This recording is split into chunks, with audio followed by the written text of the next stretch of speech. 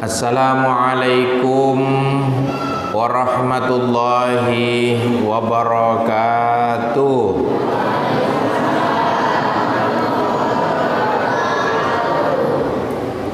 Alhamdulillahi rabbil alamin, alladzi an'amana alaina bi ni'matil iman wal islam. Wassalatu wassalamu ala khairil anam wa ala alihi wa sahbihi ila yaumil qiyam, amma ba'du. Yang saya hormati segenap pimpinan Muhammadiyah maupun Aisyah, pemuda Muhammadiyah maupun Nasihatul Aisyah, baik di tingkat daerah, cabang maupun ranting, baik yang dari Tuban maupun yang dari Banjar serta sekitarnya, dan juga seluruh jamaah pengajian yang hadir di tempat ini, mulai dari yang taman kanak-kanak sampai taman bapak-bapak, taman kakek-kakek dan taman nenek-nenek, yang sesepuh dan bini sepuh, SD, SMP, SMA, S1, S2, dan S3. S1 itu sesepuh, S2 itu sampun sepuh, S3 itu sampun sepuh sanget. Termasuk ada yang S4 sampun sepuh sanget saestu. Saya tadi sangat senang sekali mendengar mulai dari protokol yang sudah membawakan acara dengan bagus. Itu adalah anak kecil. Kelas berapa? 5. Dua-duanya sama. Terus yang membaca Al-Quran sama pembaca terjemah kelas berapa? Oh, kelas 6. Subhanallah. Jadi masih di bangku sekolah SD. Kalau yang SD saja sudah pinter, apalagi yang SMP. Kalau anaknya saja seperti ini, apalagi bapak ibunya. Anaknya siapa? Mana bapak ibunya? Oh iya ya. Tangan kanan, yang mana? Oh iya. Angkat tangan Pak, yang mana Pak? Anaknya Pak. Kalau anaknya ini, bapaknya mana? Angkat tangan bapaknya. Ibunya mana? Kalau yang baca Quran, mana bapaknya? Oh ya, yang baca terjemah, bapaknya mana? Oh ya, alhamdulillah. Yang penting jelas orang tuanya. Disitulah maka Nabi dan Rasul itu selalu mendoakan kalau mereka akan pergi meninggalkan anak keturunannya. Pertanyaannya adalah, ma ta'buduna mim ba'di? Nah, kalau bapak ibumu nanti sudah tiada, siapa yang akan kau sembah? Tuhan mana yang sebagai tempat engkau beribadah? Jadi yang ditanya adalah beribadahmu kepada Tuhan siapa?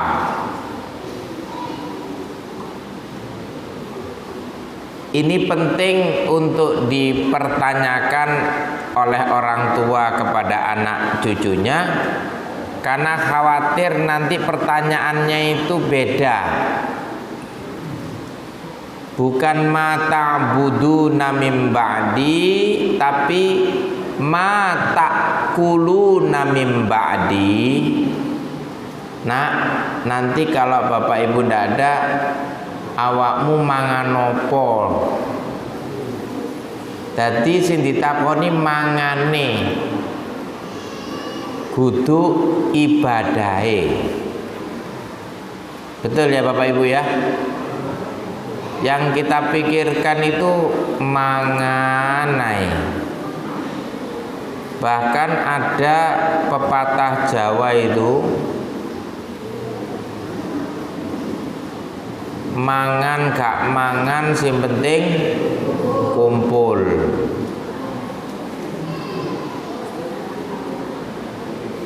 Itu kumpulnya sing penting, betul ya? Nah, kalau kita sing nom-nom iku mangan gak mangan sing penting kumpul, ya kecut, Pak. Akhirnya kumpul gak kumpul sing penting mangan. Lah malah diwalik, mangane sing penting kudu kumpule. Sehingga sekarang ini saya tadi melewati kafe. Banyak kafe-kafe yang lebih rame daripada masjid. Kalau dulu ada Ashabul Kahfi, sekarang ini Ashabul Kafe.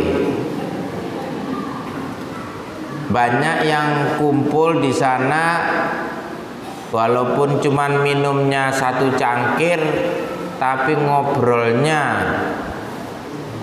berlama-lama dan berpanjang-panjang. Padahal kalau ke masjid tidak bisa bertahan lama. Disitulah perubahan-perubahan sejak masa Covid selama 2 tahun ini. Banyak orang-orang yang perilakunya berubah.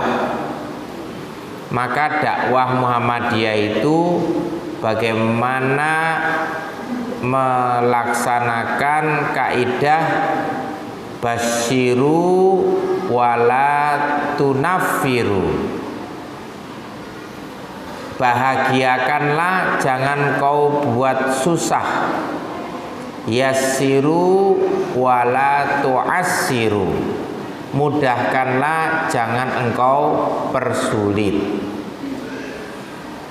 Nah, dalam kajian kita ini alhamdulillah di hari malam Ahad tanggal 21 Safar 1444 Hijriah bertepatan dengan tanggal 17 September 2022, saya bisa silaturahim dengan Bapak Ibu di sini ini sesuai dengan namanya. Daerahnya apa namanya? Bancar, ya. Betul ya. Bancar itu bahasa Jawanya. Kalau bahasa Indonesianya apa? Kalau bicara bancar itu apa nih biasanya, Bu? Banyune ya, Bu ya. Mengalirnya deras. Nah, saya dengar di sini nih orang-orangnya memang alirannya deras. Lebih-lebih lagi lembaga pendidikan kita ini yang MBS nih, mudah-mudahan nanti santri-santrinya mengalir deras. Kalaupun tidak dari Bancar, tapi dari luar lebih Bancar. Dari wilayah-wilayah lain, dari kota-kota lain. Termasuk saya ceritakan anak saya 3-tiganya di MBS Yogyakarta. Prambanan, betul ya, Klaten. Para pengurusnya sudah ke sana ya. Nah, jadi anak saya tiga-tiganya di sana sudah lulus, yang pertama, yang kedua itu SMA, yang ketiga SMP. Dan mereka memilih MBS Jogja itu dengan keinginannya sendiri, bukan paksaan saya. Memang kalau orang tua itu perlu mengarahkan, alimu auladakum fa innahum makhlukun li zamanin ghairu zamanikum. Didiklah anak-anakmu itu karena anakmu itu diciptakan oleh Allah di zaman yang berbeda dengan zamanmu. Betul Bapak Ibu ya. Anak-anak kita ini kan hidupnya beda dengan zaman kita dulu. Makanya kalau orang tua mendidik, ojo dibanding-bandingke. Itu lagu yang lagi viral. Disaing-saingke.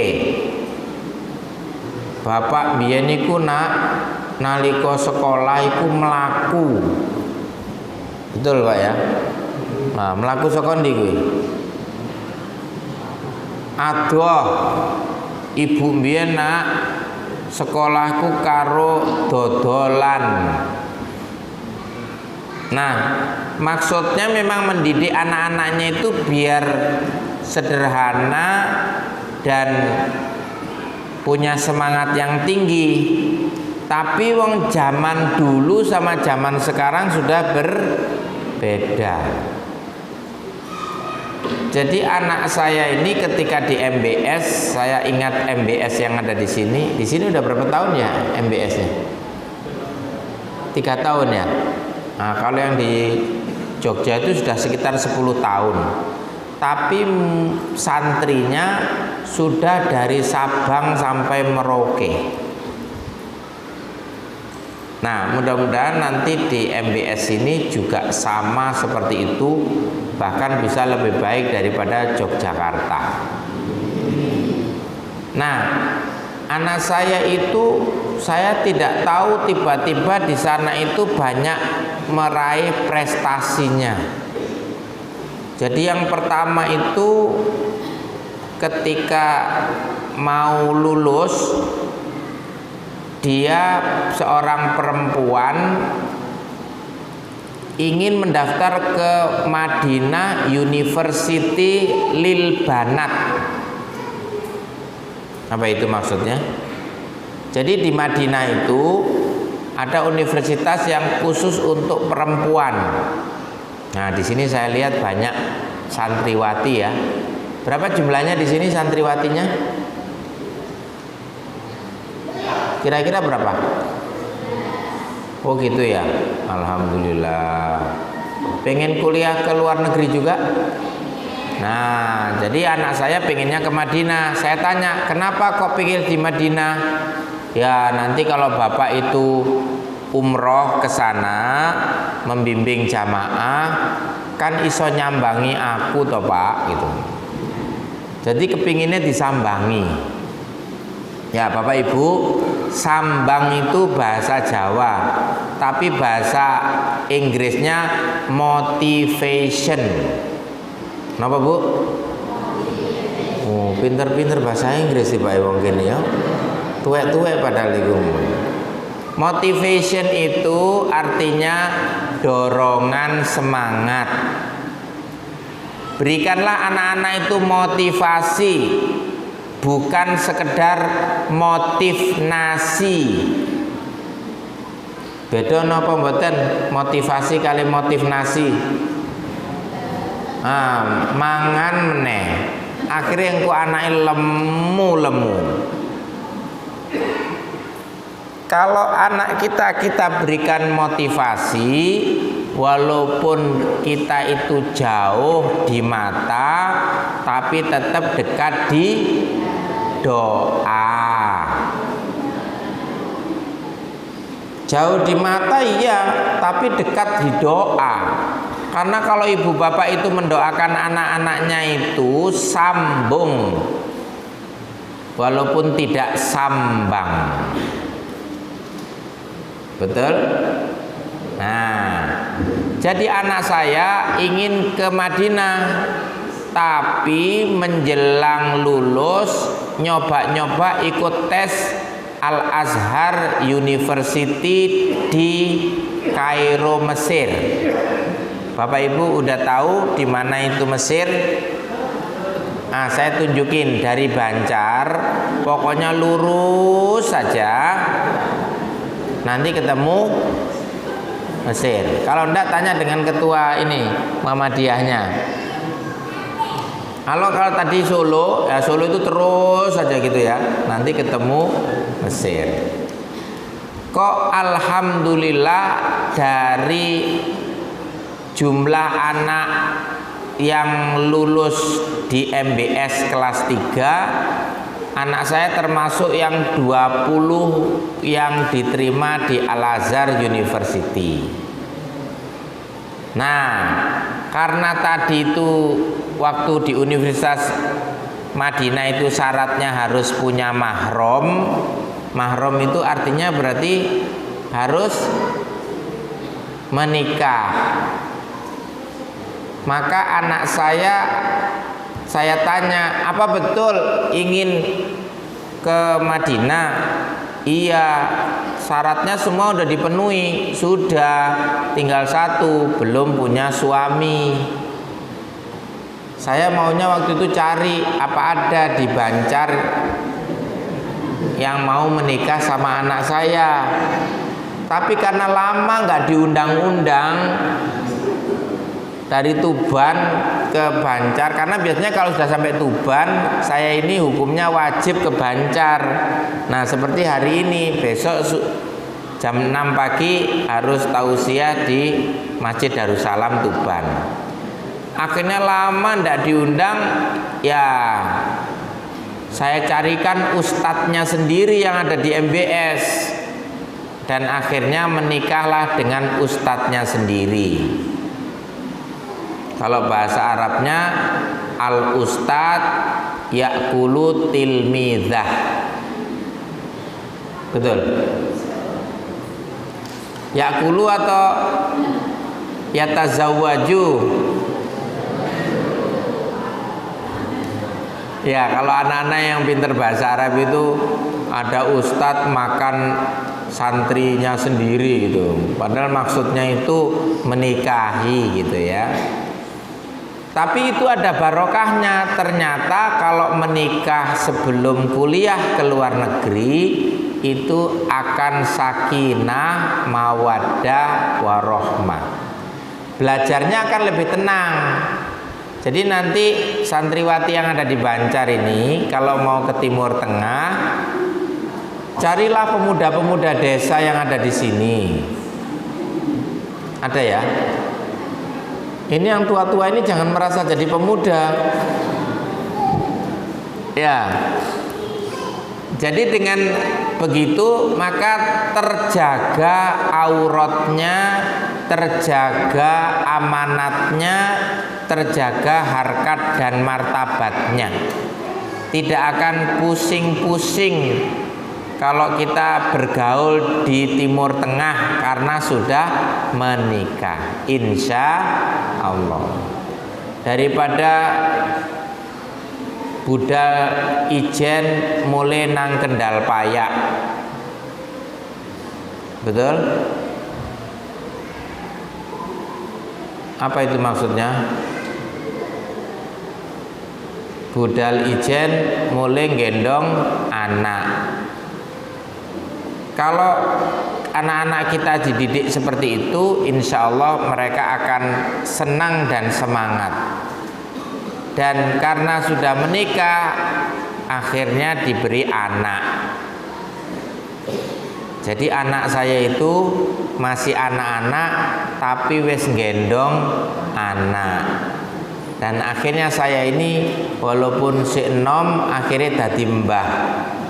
Dan saya pun akhirnya jadi mbah enom. Jadi saya ini akhirnya cucu saya satu, baru menikah anak saya setahun yang lalu, 2 bulan yang lalu sudah punya anak. Nah, tapi semangatnya tidak akan luntur ke Mesirnya.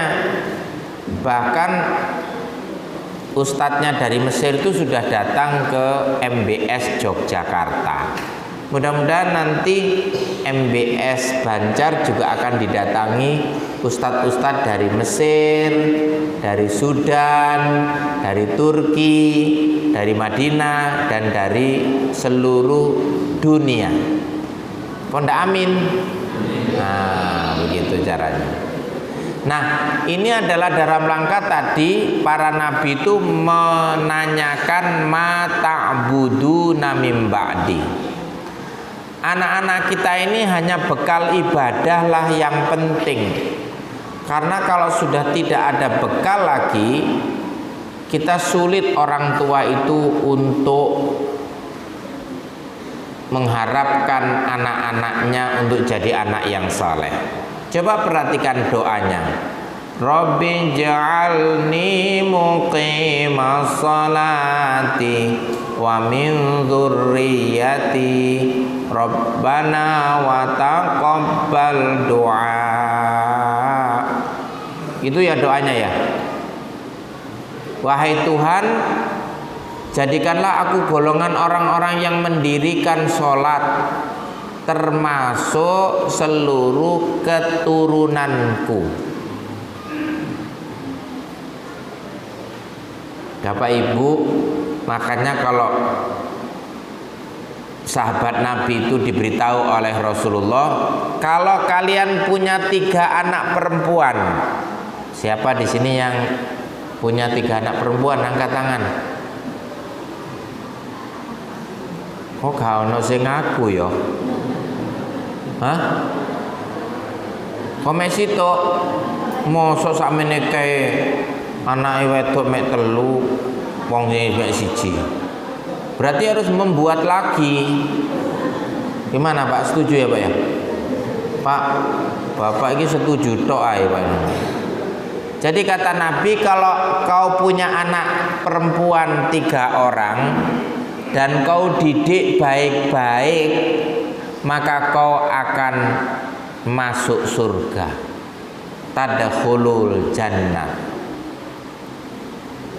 Jadi syaratnya dari sisi pendidikan tuh, kalau punya anak perempuan 3 orang, dididik baik-baik ya, dan menjadikan anak-anaknya tadi sholihah, maka orang tuanya masuk surga. Ibu-ibu kepingin punya anak perempuan 3 orang dan masuk surga?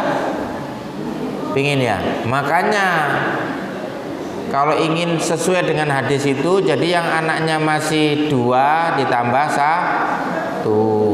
Kalau anaknya masih 1 berarti tambah 2. Gimana Pak Ketua, setuju? Tapi maksudnya bagaimana? Yang 2 orang protes, ya Rasul, aku punya anak perempuan 2, bagaimana? Kalau kau didik baik-baik, kau juga akan masuk surga. Nah, tadi kan yang anaknya 3 sama anaknya 2 diberitahu oleh Nabi masuk surga. Terus yang 1 protes lagi, ya Rasul, anakku perempuan cuma 1, bagaimana? Apakah aku juga masuk surga? Kau akan masuk surga jika kau juga didik anakmu perempuan walaupun cuma 1 orang. Nah, Bapak Ibu, berarti intinya tadi di mana? Di jumlahnya anak atau di pendidikannya? Nah, di pendidikannya. Al ilmu bila amalin kasyajari bila tamarin. Kaweruh sing ora dilakoni kaya wit-witan sing ora metu wohe. Ilmu itu seperti tumbuhan. Kalau ibu-ibu suka tumbuhan, maka ibu kan suka menyiraminya tiap hari.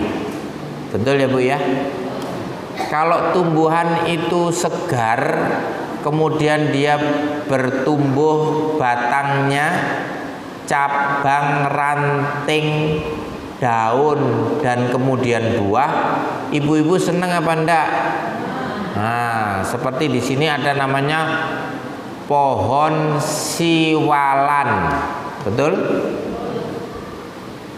Kalau di Jakarta pohon sialan, betul? Sialan lu gitu ya. Nah itu berarti itu bangsane siwalan ya. Kalau dibuat minuman namanya dawet ental, betul? Nah itu orang itu senang sekali. Kenapa? Karena dari pohon tadi bisa membuahkan hasil dan menghasilkan buah. Apalagi kalau diminum pas panas-panas. Benar ya, di siang hari. Kalau di Tuban ini memang panas ya. Ya nggak apa-apa lah. Nanti mungkin pelatihan. Siapa tahu jika nanti mau masuk surga, mampir dulu ke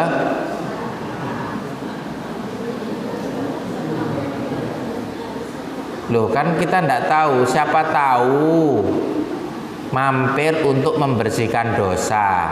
Berarti kan orang-orang Tuban sudah merasa panas. Jadi kalau ke neraka kira-kira masih kuat apa enggak ya? Karena udah biasa panasnya. Mudah-mudahan tidak mampir karena sudah dapat panasnya waktu di Tuban. Sampai berapa sih maksimal panasnya kalau di Tuban tuh? Berapa derajat? Pernah ngukur nggak? Saya pernah tuh ke Mekah pada waktu musim panas di tahun 2005. Itu panasnya sampai 56 derajat Celcius. 56 itu berarti separuh air mendidih kan? Nah, jadi waktu itu saya kehilangan sandal. Saya mulai dari tanah air sampai ke tanah suci itu kehilangan sandal 7 kali. Loh kok iso? Ya mungkin karena orangnya itu seneng sama sandal saya. Jadi saya tidak boleh suudzon ya, karena ini mau berangkat haji. Hilangkan itu rasa suudzon sedikit pun sama orang lain dan apapun yang terjadi. Nggak boleh punya prasangka buruk, harus prasangka baik semua. Jadi ceritanya saya beli sandal mau berangkat haji. Sandal selop dipakai untuk manasik. Ternyata waktu sholat, selesai sholat keluar ternyata sudah dipakai orang, tidak dikembalikan. Ya sudah, saya ikhlas. Habis itu berangkat di Sukolilo asrama haji, beli lagi kan baru. Nah, disenengi orang lagi, 2 kan hilang. Nah, sampailah di Mekah. Di Mekah juga begitu, masuk di maktab. Di maktab dipakai orang lagi, 3. 4, waktu di masjid sudah ditaruh, dipakai orang lagi. 5 saat tawaf. 6 saat sa'i, genep lah begitu terakhir seperti tahallul selesai, itu udah 7. Nah persis seperti tawafnya 7 kali, sa'inya 7 kali, kehilangan sandalnya nah 7 kali. Sampai saya pulang dari masjid itu nyeker. Apa itu istilahnya nyeker? Yang nggak pakai sandal, nggak pakai selom, nggak pakai sepatu. Akhirnya saya berlari dari Masjidil Haram ke maktab. Bayangin panasnya itu, jinjitnya itu, saya sampai tidak kuat karena 56 derajat Celcius. Saya lalu berdoa, ya Allah, cukuplah di aspal Mekah ini sajalah panasnya. Jangan sampai aku menginjakkan kakiku di neraka nanti yang panasnya lebih dari panas yang ada di tanah suci. Apalagi kalau dibancar saja nggak sepiro ya, benar nggak ya? Nah, jadi kita berdoa itu Ya ayyuhalladzina amanu qu anfusakum wa ahlikum nara. Wahai orang-orang yang beriman, jagalah dirimu dan keluargamu dari siksaan api neraka. Itulah dunia yang membuat kita itu akhirnya seperti itu.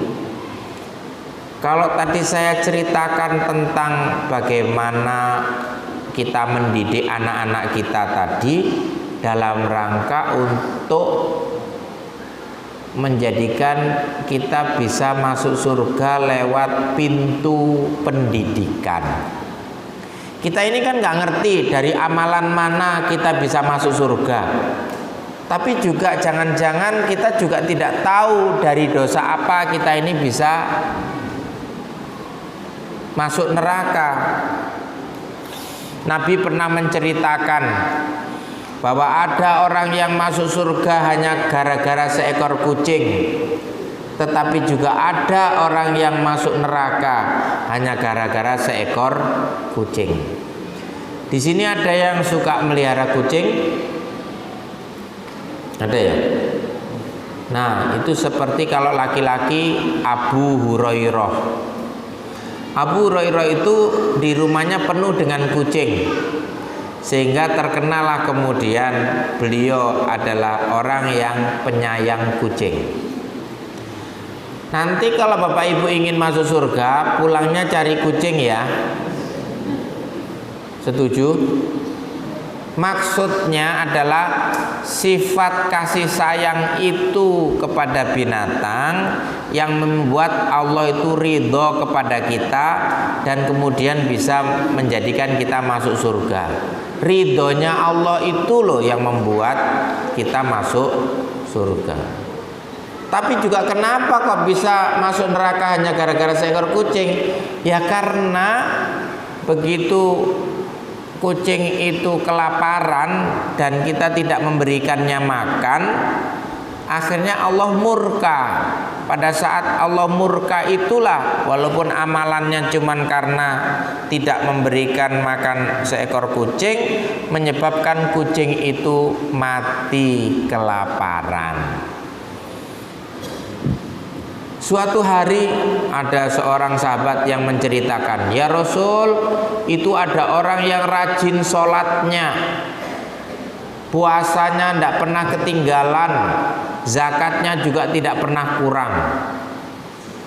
Kira-kira termasuk ahli surga atau ahli neraka ya Rasul?" Kira-kira jawabannya apa? Bu, jawabannya apa Bu? Ahli surga apa ahli neraka kalau orang rajin seperti itu? Di sini siapa yang rajinnya seperti yang saya sebutkan dalam hadis itu? Angkat tangan. Yo kok kau no? Bayangan sahabatnya tadi dia pasti masuk surga. Ternyata Nabi mengatakan dia bukan ahlul jannah tapi ahlun nar. Limadha ya Rasulullah, kenapa orang seperti itu kok justru masuk neraka? Nabi mengatakan lisannya suka menyayat-nyayat hati tetangganya. Loh Bu, di sini ada nggak yang suka gitu? Salamatul insan fi hifdzil lisan. Selamatnya seseorang itu karena dia menjaga lisannya. Dua golongan kata Allah yang akan nanti dijaga oleh Allah, tapi ada dua golongan yang tidak akan dihiraukan, ora diopeni. Siapa dua golongan itu? Al-fammu wal faraj. Orang-orang yang memelihara fam. Apa itu fam? Mulutnya. Dan farj. Apa itu farj? Kemaluannya. Sekarang ini banyak orang yang tidak tahu malu. tidak tahu harus di mana menaruh kemaluannya. Kenapa? Ya karena gara-gara harta, tahta, wanita, Toyota, dan kuota. Itu isinya dunia. Akhirnya dia buta. Jangankan makan nasi, makanannya kayu jati, minumannya Pertamax, nanti camilannya pasir dan kerikil.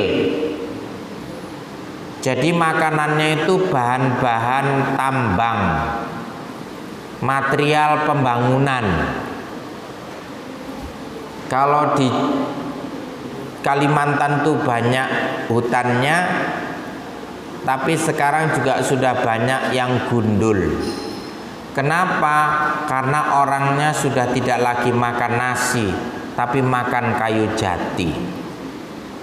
Dia sudah tidak malu lagi untuk makan kayu, padahal itu bukan kayunya sendiri, tapi kayunya pemerintah atau kayunya orang lain.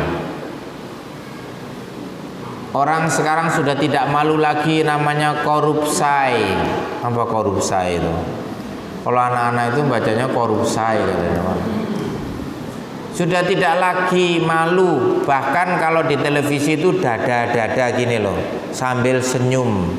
Padahal pakaiannya sudah warnanya oranye. Tulisannya tahanan KPK.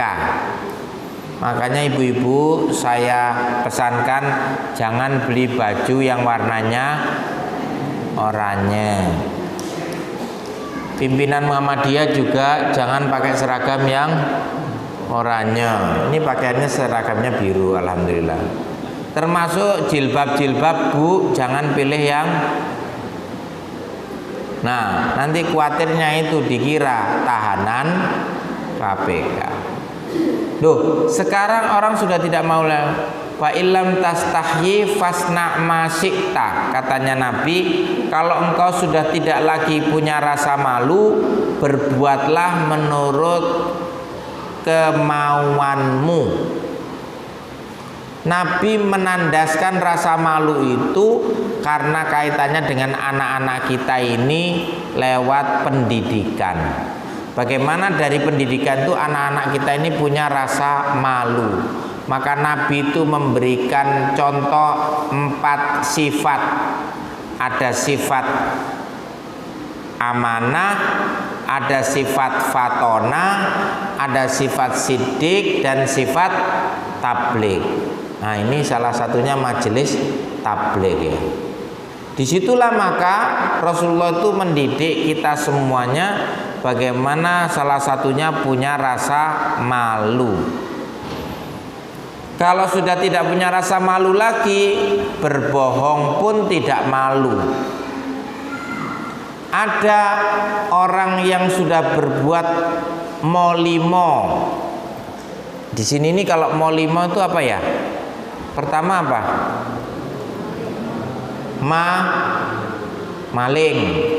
Terus yang kedua main. Yang ketiga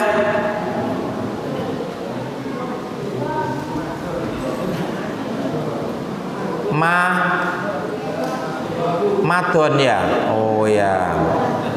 Terus yang keempat mabuk. Nah, yang kelima madat apa mabuk podo ae jadi. Apa yang kelima? Wis pokoke molimo ya. Kalau dulu saya juga ngelakoni molimo, mangan madep mantep mangan melu morotuwa. Nah, itu molimo juga. Jadi kalau kita ini molimo, dulu di zaman Nabi ada yang luweh tekok molimo, terus menghadap kepada Rasulullah, ya Rasulullah, aku sudah melakukan dosa apapun, perbuatan jahat sudah pernah aku lakukan, kira-kira aku masih diampuni apa tidak ya Rasulullah? Rasulullah pun tersenyum. Lalu amalan apa kira-kira ya untuk bisa menebus dosa-dosaku? Bayangannya dia itu Nabi akan menyuruh sholat 1000 rakaat, mungkin dengan puasa 2 tahun untuk menutupi dosanya, atau mungkin suruh zakat berapa dinar dan dirham. Ternyata Nabi tidak menyuruh untuk itu. Nabi hanya mengatakan la takdzib, kamu jangan berbohong. Terakhir-terakhir ini ada kasus namanya yang kita pakai untuk keramas, apa namanya?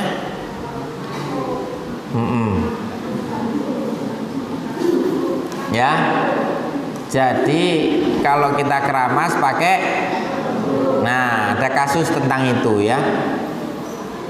Itu mulai dari berita pertama sampai hari ini tidak selesai-selesai. Kenapa? Karena ada yang bohong. Sehingga yang meriksa itu bingung, ini yang benar yang mana.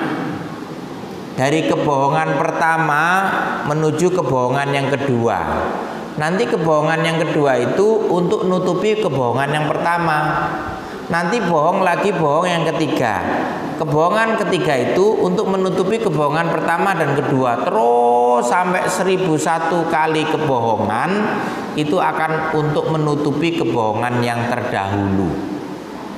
Tidak akan selesai-selesai. Itulah namanya the satanic circle, lingkaran setan.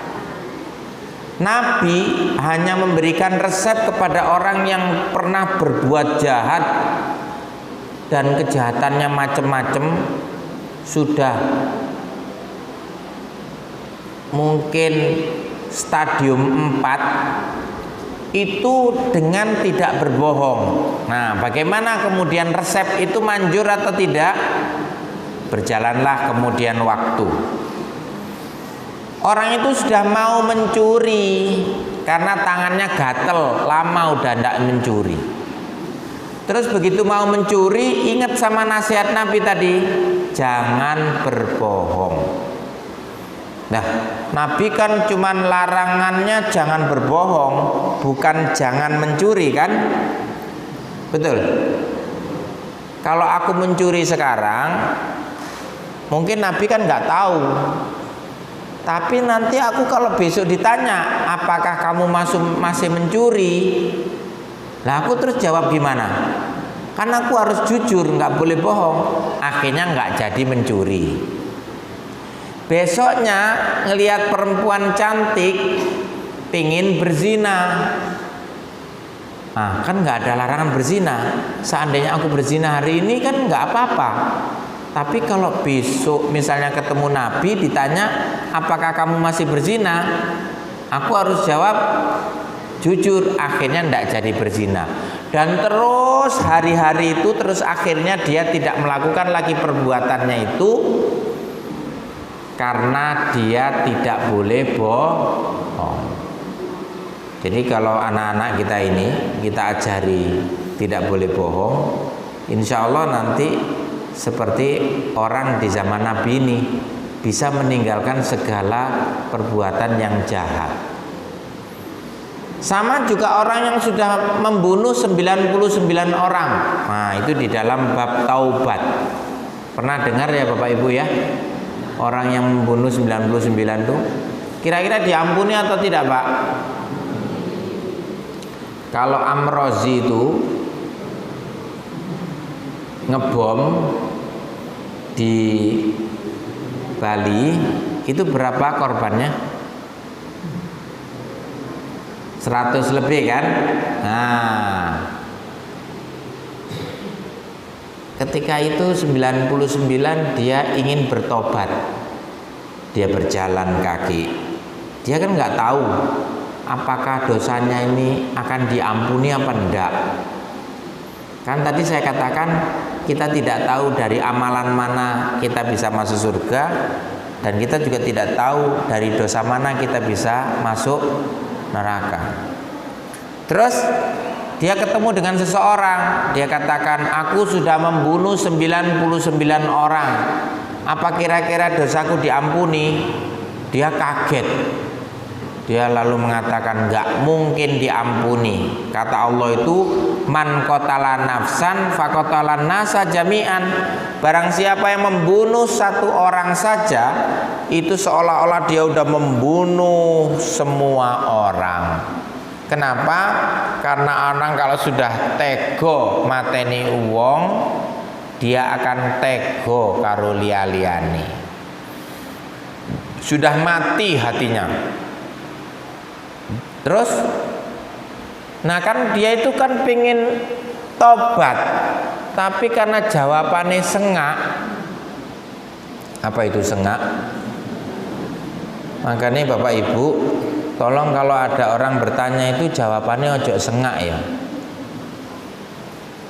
Orangnya tadi merasa, waduh kalau saya ini 99 nggak diampuni, lek ngono tak genepno 100.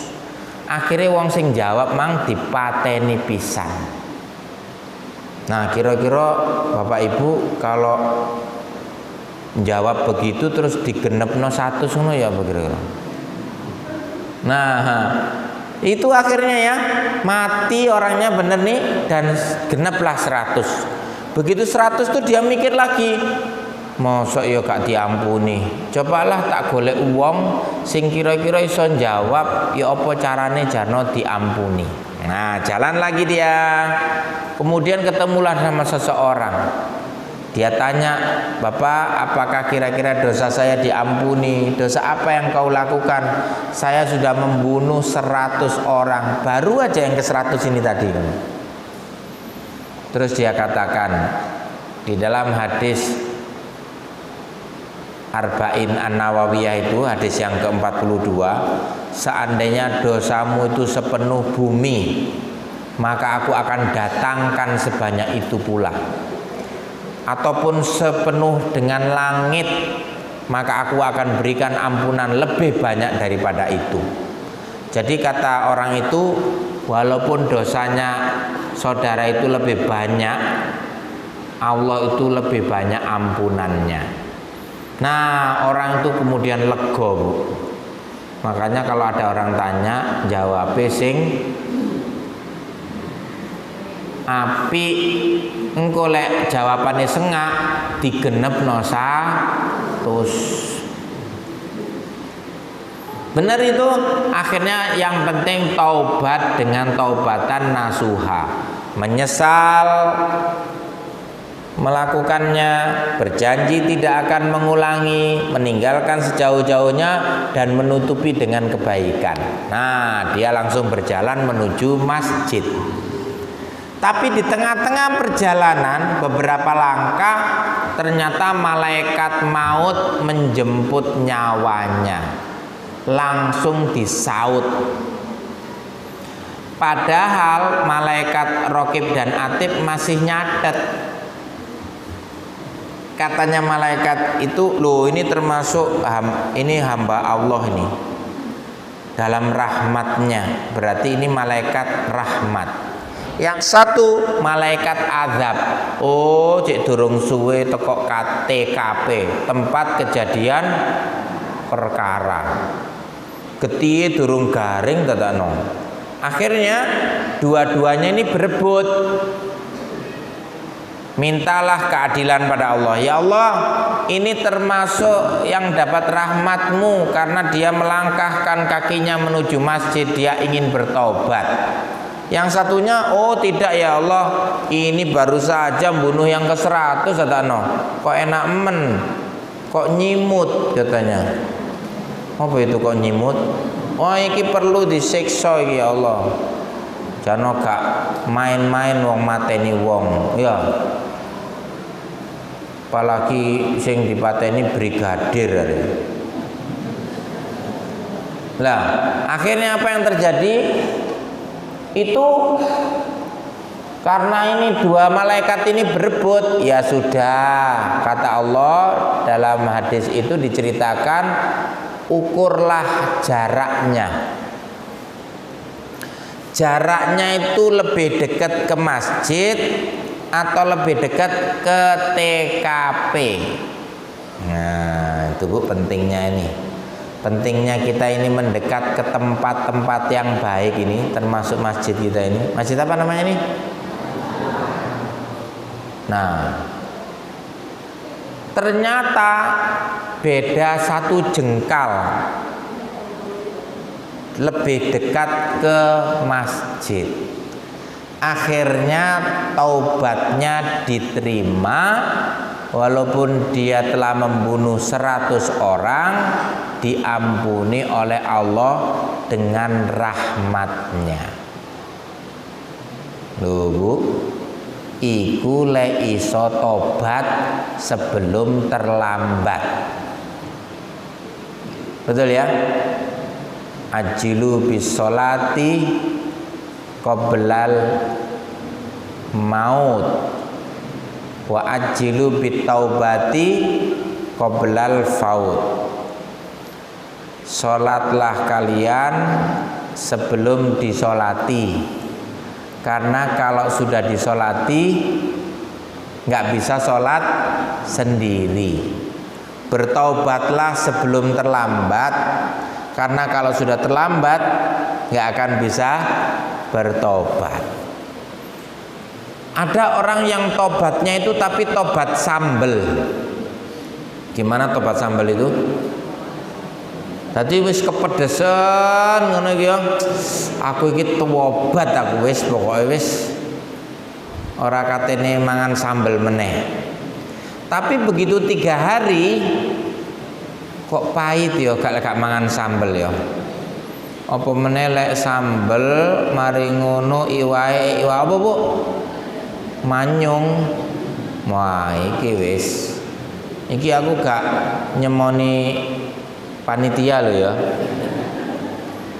Atau iwak sembilang. Iku baru 9 loh, durung 10. Iwak pedes tuh kalau dia berpikir seperti itu, maka tobat itu kemudian kita diterima, maka dosa apapun itu Allah ampuni, walaupun menurut kita itu seolah-olah sulit untuk diterima. Itulah rahmat Allah. Laqad kana lakum fi rasulillahi uswatun hasanah.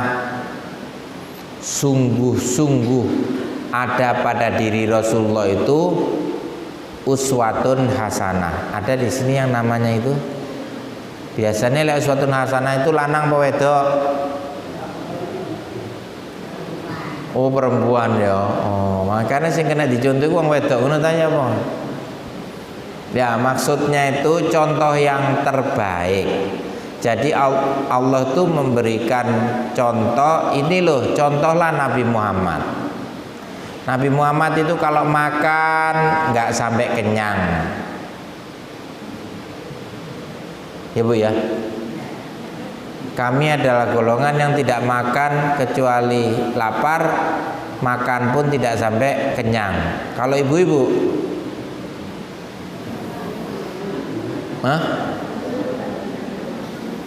kalau sakwakul kurang. Nah, Nabi Muhammad itu bajunya cuma 3. Kita ini pertamanya bajunya 3 memang pertamanya. Habis itu, Mas, gak cukup tuh kono lemari meneh ya Mas. Tuku lemari kan, akhirnya disainilah jilbab pedok sak lemari. Loh kan, akhirnya apa? Kebek kan, akhirnya tuku meneh lemari. Akhirnya lemari ini telu. Jadi Nabi Muhammad itu bajunya cuma 3, kita 3 lemari. Nabi Muhammad kalau makan kurma 3 butir. Kalau kita pertamanya 3 butir. Setelah dihitung-hitung ternyata 3 kilo. Nabi Muhammad itu makannya cuma sedikit. Kalau kita sedikit-sedikit makan, sedikit-sedikit makan. Nabi Muhammad itu marahnya cuma sedikit. Kalau kita sedikit-sedikit marah, sedikit-sedikit marah. Nabi Muhammad itu tidurnya cuma sedikit. Nah, sing turu-turu melek kabeh. Nabi Muhammad itu tidurnya cuma sedikit. Kalau kita loh, kono lho sing ngomong kudu aku lho ya. Sedikit-sedikit tidur, sedikit-sedikit. Itulah bedanya kita sama Nabi Muhammad, cuma sedikit. Memang kalau kita niru beliau memang sulit, tapi kita tetap harus berusaha. Karena khuluquhul Quran. Ketika istrinya ditanya, Aisyah, akhlak suamimu itu seperti apa sih? Ya seperti Al-Quran itu.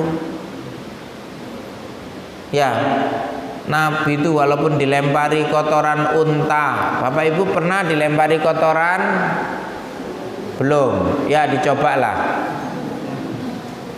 Itu sampai dilempari kotoran aja kayak begitu ya.